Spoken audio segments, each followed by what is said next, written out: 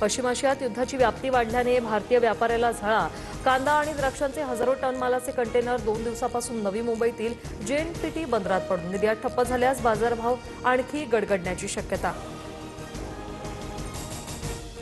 सलग दुसऱ्या दिवशी छत्रपती संभाजीनगर पेट्रोल पंपावर वाहनधारकांची मोठी गर्दी। आखाती देशात सुरू असलेल्या युद्धामुळे पेट्रोल डिझेल महाग होण्याची अफवा, पंपावर वाहनांच्या लांबच लांब रांगा। आमदार रोहित पवारांची आज 11 वाजता पत्रकार परिषद। अजित पवारांच्या विमान अपघातासंदर्भात कोणते नवीन मुद्दे मांडणार याकडे लक्ष।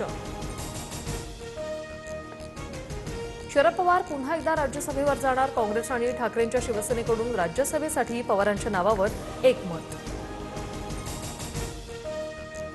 राज्यसभेच्या जागेबाबत अद्याप कोणताही निर्णय नाही। लवकरच मविया एकत्र चर्चा करून निर्णय घेणार। सुळे जयंत पाटलांच्या मातोश्रीवरील भेटीनंतर आदित्य ठाकरेंचं ट्विट। कामानिमित्त मुंबईत आलेल्या बंगाली लोकांची योग्य काळजी घेणार। बंगालमधील सभेतून मुख्यमंत्री फडणवीसांचं वक्तव्य, तर मुंबईत स्थलांतर थांबवा, भाजप नोकऱ्या देईल। फडणवीसांचा शब्द, ममता बॅनर्जींवरही टीका। महाराष्ट्र एटीएसने कुर्ला आणि गोवंडीत परिसरात केलेल्या छापेमारीत 3 संशयित ताब्यात। तिघही दहशतवादी संघटनांच्या विचारधारेने प्रभावित। तपासातून समोर दहशतवादी विचारधारेने प्रभावित होऊन तरुणांची माथी भडकवल्याचा आरोप।